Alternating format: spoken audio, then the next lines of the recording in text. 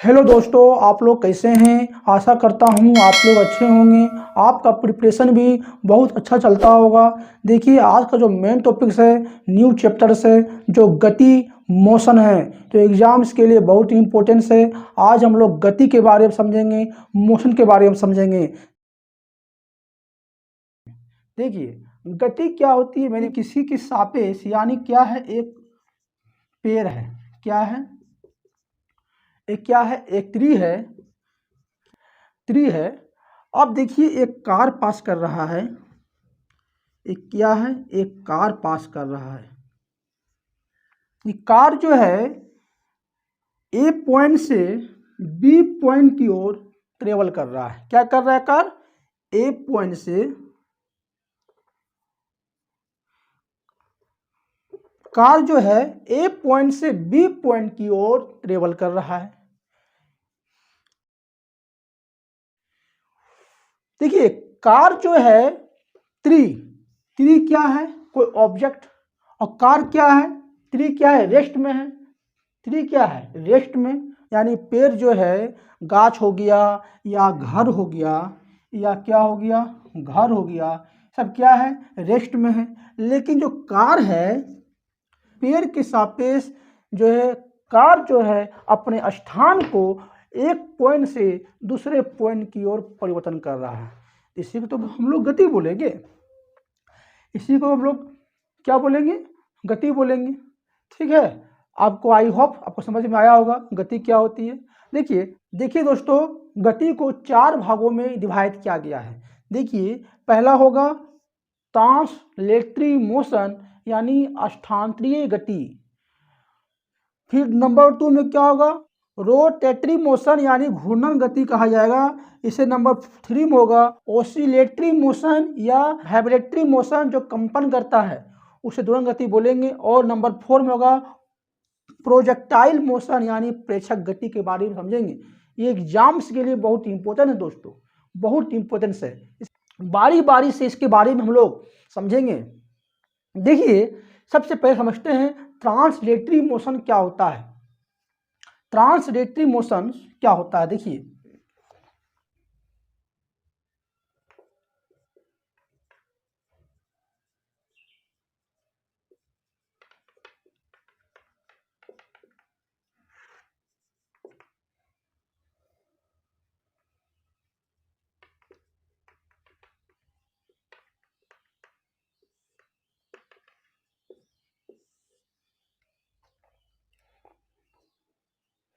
देखिए समझते हैं आज का टॉपिक से ट्रांसलेटरी मोशन क्या होता है। देखिए, इसको हिंदी में बोलेंगे स्थानांतरीय गति। देखिए दोस्तों, आपको हिंदी में समझ में आ रहा है कि स्थानांतरीय गति यानी स्थान को जो परिवर्तन करता हो, स्थान को जो परिवर्तन करेगा उसे क्या बोलेंगे, ट्रांसलेटरी मोशन यानी स्थानांतरीय गति बोलेंगे। यानी हम एक पॉइंट से सेकेंड पॉइंट पर चल रहे हैं, इसी को कहेंगे स्थानांतरीय गति यानी ट्रांसलेटरी मोशन।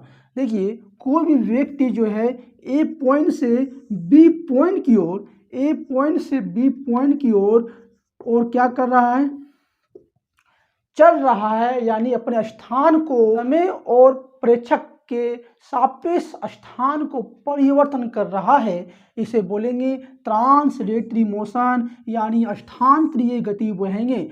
आपको समझ में आया होगा, आपको समझ में आ रहा होगा, कोई व्यक्ति यदि चलता है सीधी रेखा में उसे क्या बोलेंगे, स्थानांतरीय गति बोलेंगे। कोई भी व्यक्ति सर्कुलर रास्ता में चल रहा है, इसे भी स्थानांतरीय गति बोलेंगे। देखिए, सीधी रेखा में कोई व्यक्ति चलेगा, स्थानांतरीय गति तो हो गया कि कोई व्यक्ति स्थान को चेंज कर रहा है, यानी कोई व्यक्ति एक पॉइंट से दूसरे पॉइंट की ओर ट्रांसफर कर रहा है, एक सीधी रेखा में गमन कर रहा है, इसे क्या बोलेंगे, रेक्टेलियर मोशन बोलेंगे। क्या यानी सरल रेखीय मोशन बोलेंगे दोस्तों इसको, जब कोई व्यक्ति सीधी रेखा में गमन करती है, सीधी सीधी सीधी मार्ग या सरल रेखा में गति करती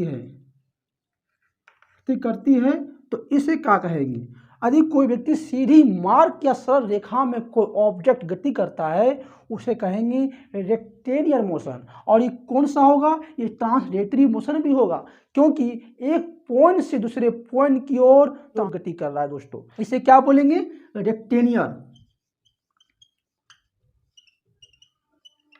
रेक्टेलिनियर मोशन कहेंगे, यानी एक सरल रेखा गति बोलेंगे, रेखीय गति कहेंगे। देखिए आप समझिए, इसे क्या बोलेंगे? रेक्टेलिनियर मोशन होता है जो सीधी मार्ग की सरल रेखा से एक पॉइंट से दूसरे पॉइंट की ओर यदि कोई भी ऑब्जेक्ट या कोई भी व्यक्ति अपने स्थान को करता है परिवर्तन, यानी गति करता है, उसे रेक्टेलिनियर मोशन बोलेंगे। यदि एग्जाम से भी क्वेश्चन आ जाए कि रेलगाड़ी जो है कैसा गति करता है, कैसा मोशन करता है, क्वेश्चन बन सकता है, तो आप कहिएगा ट्रांसलेटरी मोशन गति करता है, ट्रांसलेटरी मोशन होगा। या ट्रांसलेटरी मोशन एग्जाम से ना दिया रहे तो दिया रहे रेक्टेलिनियर मोशन दिया रहे, यानी सरल रेखीय गति दिया रहे, तो आप कहिएगा रेक्टेलिनियर मोशन, यानी एक सरल रेखीय गति करेगा। क्लियर हो गया? इसके बाद नेक्स्ट क्वेश्चन देखते हैं। देखिए ट्रांसलेटरी मोशन के बारे में समझा कि रेक्टेलिनियर मोशन क्या होती है। अब इसके बाद हम लोग समझेंगे ट्रांसलेटरी मोशन में एक होता है वक्रीय गति होता है, यानी कर्वलिनियर मोशन होते हैं। कर्वलिनियर मोशन होते हैं, यानी देखिए यदि किसी भी चौराहा या किसी भी चौक में यदि हम लोग घूमते हैं, टर्न लेते हैं, तो एक वक्रीय मोशन करते हैं, यानी वक्रीय गति करते हैं, यानी कर्वलिनियर मोशन करते हैं। जैसे मान लीजिए कि एक एक चौराहा है, और चौराहा से जब लोग घूमते हैं तो क्या है? एक वक्रीय गति करते हैं। इसमें भी दोस्तों स्थान का परिवर्तन होता है, यानी ये भी एक ट्रांसलेटरी मोशन ही होता है। क्या? एक ट्रांसलेटरी मोशन ही होता है। देखिए नंबर 2 में देखिए वक्रीय गति मतलब क्या होता है? जो एक चौराहा में जो है यानी मूव करता हो, यानी वक्र में मूव करता हो, यानी वक्र में जो गति करेगा उसे क्या बोलेंगे? वक्रीय गति बोलेंगे। वक्र पथ बोलिए, यानी ये घुमावदार बोलिए, देखिए घुमावदार बोलिए या वक्र पथ बोलिए, यदि उसमें गति करता है इस तरह को क्या बोल देंगे? वक्र पथ बोलेंगे। क्या? वक्र पथ कहते हैं। ठीक है, आप लोग समझिए इसे क्या बोलेंगे? वक्र पथ। इसे अंग्रेजी में क्या बोलेंगे? कर्व पाथ कहते हैं। क्या? कर्व पाथ कहते हैं, वक्र पथ बोलते हैं। यदि इसमें भी दोस्तों स्थान का जो है एक स्थान से दूसरे स्थान में चेंज होता है, यानी गति करते हैं एक स्थान से दूसरे स्थान पर, इसलिए इसे भी ट्रांसलेटरी मोशन बोलेंगे। ठीक है, एग्जाम से में कह सकता है कि किसी भी चौराहा में मतलब गाड़ी मूव कर रहा है, चल रहा है, किसी भी चौराहा में गाड़ी जो है गति कर रहा है, तो ये कौन सा गति होगा? क्या होगा? ट्रांसलेटरी मोशंस होंगे, यानी स्थानांतरीय गति या वक्रीय गति होंगे, या क्या होगा? एक वक्रीय गति बोलेंगे, इसे वक्रीय गति कहेंगे। ठीक है, कन्फर्म। इसे अंग्रेजी में क्या बोलेंगे? इसे अंग्रेजी में बोलते हैं कर्वलिनियर मोशन बोलेंगे। देखिए आपको समझ में आ गया मैंने क्या बताया। रेक्टिलिनियर मोशन क्या होती है मैंने बताया, मतलब इसे बोलेंगे एक सरल रेखीय गति बोलेंगे, सरल गति। और नंबर 2 बताया वक्रीय गति, यानी कर्वलिनियर मोशन बोलेंगे। आप इसे कहते हैं स्थानांतरित गति। जो दोनों को क्या बोलेंगे? स्थानांतरित गति कहेंगे। और होता है उसे भी आप देख लीजिए।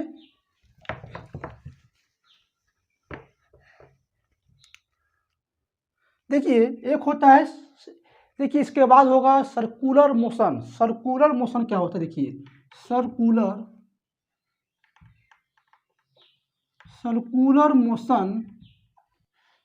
मोशन को बोलेंगे वृत्तीय गति बोलेंगे। क्या? वृत्तीय गति। देखिए वृत्तीय गति क्या होती है?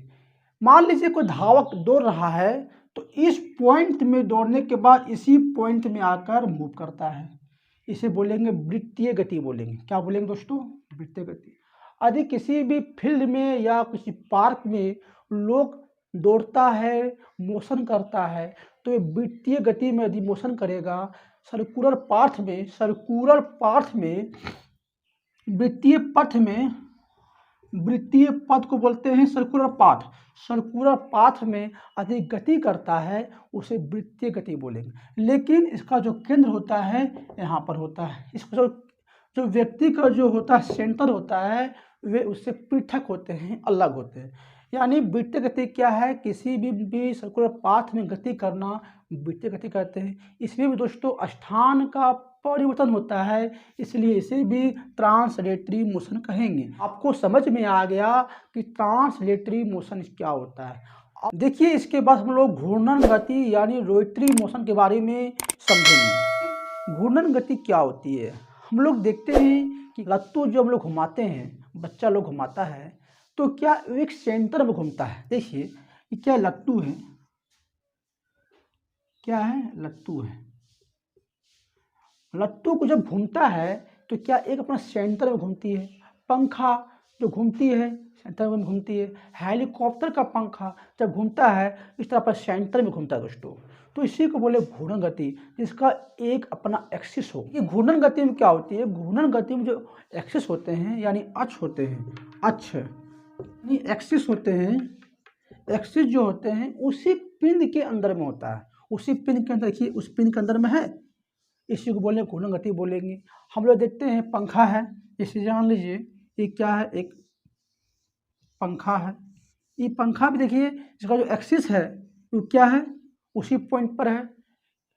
जो पंखा का जो एक्सिस है पंखा के पास ही है, इसलिए इसे रोटरी मोशन यानी घूर्णन गति बोलेंगे।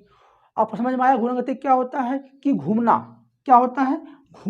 घूमना, लेकिन इसका एक अपना एक्सिस होगा। क्या होगा? अपना एक एक्सिस होगा, यानी इसका एक अपना अक्ष होगा, उसे क्या बोलेंगे? घूर्णन गति बोलेंगे। क्या बोलेंगे? घूर्णन गति। देखिए दोस्तों मैंने आपको बताया था वृत्तीय गति, क्या होती है। मैंने बताया था वृत्तीय गति बताया था। देखिए वृत्तीय गति में क्या होती है? यदि कोई व्यक्ति दौड़ता है वृत्तीय पाथ में सर्कुलर पाथ में कोई व्यक्ति दौड़ता है तो उसका जो है एक्सिस होते हैं केंद्र से पृथक होते हैं। केंद्र से एक्सिस नहीं होता है, केंद्र से एक्सिस नहीं होते हैं, इसलिए इसे वृत्तीय गति बोलेंगे। लेकिन रोटरी यानी घूर्णन गति में क्या होता है? उसका एक एक्सिस होता है, उसका एक एक्सिस होते हैं, इसी के लिए इसे हम लोग घूर्णन गति बोलेंगे। आई होप आपको वृत्तीय गति और घूर्णन गति के बारे में डिफरेंस मालूम चला होगा। देखिए इसे याद रखिएगा, घूर्णन गति में क्या होता है? एक एक्सिस होता है, लेकिन वृत्तीय गति में एक्सिस नहीं होगा। वृत्तीय गति में कोई व्यक्ति यदि मतलब सर्कुलर पाथ में मोशन करता है तो वे उसका जो एक्सिस केंद्र से पृथक होते हैं, यानी केंद्र से अलग होता है, लेकिन घूर्णन गति में ऐसा नहीं, घूर्णन गति में एक्सिस पाया जाता है। ठीक है, इसके बाद हम लोग समझते हैं दोलन गति यानी ओसिलेटरी मोशन के बारे में समझेंगे। देखिए दोलन गति को क्या बोलेंगे? ओसिलेटरी मोशन बोलेंगे। ओसिलेटरी मोशन या दोलन गति को कंपन गति भी आप कह सकते हैं। कंपन गति को बोलेंगे वाइब्रेटरी मोशन या वाइब्रेटरी मोशन भी कहते हैं। देखिए दोस्तों कंपन गति दोलन गति एक ही है। देखिए यदि कोई पेंडुलम है, पेंडुलम को यदि टांग देते हैं तो क्या होगा? ये यहाँ पर आएंगी, फिर इसी पॉइंट में आके मिल जाएंगी। देखिए जहाँ से शुरुआत किया पॉइंट ए से पॉइंट बी, देखिए यहाँ शुरुआत करने के बाद इस पॉइंट पे आ रहा है, फिर इसी पॉइंट में मुड़ जा रहा है, फिर आ रहा है, मतलब एक पॉइंट से दूसरे पॉइंट में आना यदि कंटिन्यू हो उसे क्या बोलेंगे, दोलन गति बोलते हैं। एक पॉइंट से आ रहा है, फिर उसी पॉइंट पे आ रहा है, आ रहा है, जा रहा है, फिर आ रहा है, फिर जा रहा है, आ रहा है, जा रहा है, इसी को क्या बोलेंगे, दोलन गति बोलते हैं। ये क्या कर रहा है, आगे पीछे हो रहा है, क्या हो रहा है, आगे पीछे हो रहा है, यानी टू एंड फ्रो हो रहा है। देखिए ये आगे पीछे हो रहा है, इसी को बोलते हैं दोलन गति बोलेंगे। यानी एक पॉइंट से जा रहा है, फिर उसी पॉइंट में आ रहा है, फिर जा रहा है, फिर उसी पॉइंट में आ रहा है, इसे बोलेंगे दोलन गति बोलेंगे। ठीक है, इसका पेंडुलम का गति हो गया, इसे क्या बोलेंगे, यह क्या है, घूर्णन, यह एक दोलन गति होती है। देखिए इसके बाद समझते हैं, देखिए एग्जाम से भी क्वेश्चन दोस्तों गति से आता ही है, इसे आप समझिए अच्छा से। उसके बाद हम समझते हैं प्रोजेक्टाइल मोशन के बारे में समझते हैं, बहुत ही इंपॉर्टेंट दोस्तों। प्रोजेक्टाइल मोशन जो है बहुत इंपॉर्टेंस है, इसके बारे में हम लोग एक बार देख लेते हैं। देखिए प्रोजेक्टाइल मोशन क्या होती है।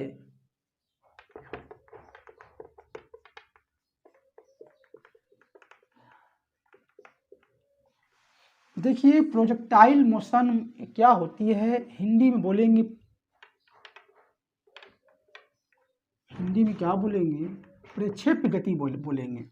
हिंदी में क्या बोलेंगे, प्रक्षेप गति बोलेंगे। प्रोजेक्टाइल मोशन क्या होती है, देखिए आप हमेशा इसको देखते होंगे कि आसमान की ओर फेंकते हैं किसी पत्थर को, फिर जमीन में आकर गिर जाता है, इसी को प्रोजेक्टाइल मोशन कहते हैं। क्या बोलेंगे, प्रोजेक्टाइल मोशन कहते हैं। देखिए यदि कोई लड़का है और ये क्या, एक पत्थर को फेंक दिया, तो क्या हुआ, जैसे पत्थर को फेंका, ऊंचाई तक पहुंचने के बाद फिर वे जमीन पे आकर गिर गया, इसी को क्या बोलेंगे, प्रोजेक्टाइल मोशन बोलेंगे। ठीक है, क्या बोलेंगे, प्रोजेक्टाइल मोशन। यदि कोई भी बच्चा या कोई भी व्यक्ति किसी पत्थर को फेंकता है तो महत्तम ऊंचाई तक पहुंचने के बाद वे फिर से जमीन में आके गिर जाता है, उसे क्या बोलेंगे, प्रोजेक्टाइल मोशन बोलेंगे दोस्तों।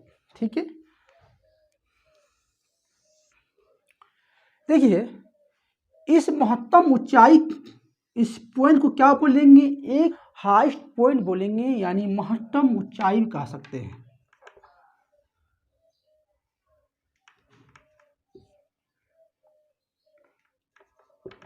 महत्तम ऊंचाई को एच से निकल करते हैं। देखिए प्रोजेक्टाइल मोशन क्या होती है, बस किसी भी व्यक्ति पत्थर को फेंका तो महत्तम ऊंचाई प्राप्त करने के बाद फिर से जमीन में आ जा रहा है, फिर से जमीन में जो पत्थर है वो आ जा रहा है, इसी के लिए बोलेंगे प्रोजेक्टाइल मोशन बोलेंगे। ठीक है, ओके। इस पॉइंट को हम लोग क्या बोलेंगे, पारस बोलेंगे। क्या, पारस यानी रेंज बोलेंगे अंग्रेजी में, क्या कहेंगे, रेंज। देखिए मुझे अधिकतम रेंज कैसे मिलेगा, अधिकतम रेंज कैसे मिलेगा, यदि कोई व्यक्ति 45 डिग्री से किसी पत्थर या ऑब्जेक्ट को फेंकता है तो उसे अधिकतम रेंज प्राप्त होगी। क्या प्राप्त होगी, अधिकतम रेंज। इसे याद रखिएगा, परीक्षा में पूछता है कि अधिकतम रेंज, महत्तम रेंज कैसे प्राप्त होगी। यदि कोई 45 डिग्री से किसी पत्थर को फेंकता है तो उसे महत्तम पारस प्राप्त होगी, अधिकतम पारस प्राप्त करेगा, वह पिन जो है, ऑब्जेक्ट जो है, अधिकतम पारस प्राप्त करेगा। ओके, आपको समझ में आ गया होगा। देखिए इसके बाद हम समझते हैं, इस पॉइंट से किसी पत्थर को फेंक रहा है तो यहाँ जाने में कुछ टाइम लगता होगा, इस पॉइंट से महत्तम ऊंचाई तक पिन को जाने में एक टाइम लगता होगा, फिर उसको वापस आने में भी टाइम लगता होगा। बोलिए, इसे बोलते हैं उड्डयन काल बोलते हैं, यानी टाइम ऑफ फ्लाइट बोलेंगे।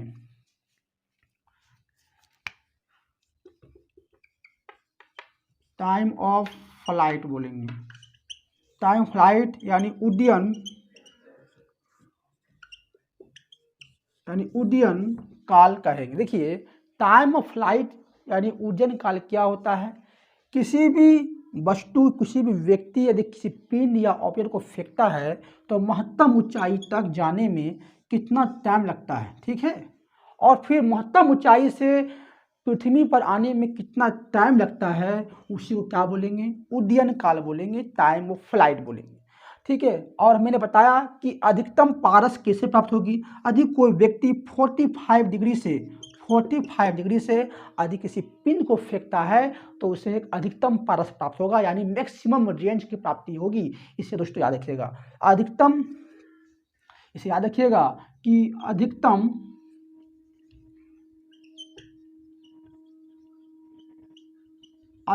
पारस प्राप्त करने के लिए 45 डिग्री से उसे फेंकना पड़ेगा। ठीक है, 45 डिग्री से उसको फेंकना पड़ता है। ठीक है, आई होप आपको समझ में आया दोस्तों। उड्डयन काल को हम लोग कैसे डिफाइन करेंगे। उड्डयन काल का फॉर्मूला क्या होता है। उड्डयन टाइम ऑफ फ्लाइट का फॉर्मूला क्या होगा। इसे 30 second indicate 2u sin theta बटे जी का फॉर्मूला होता है, इसे याद रखिएगा।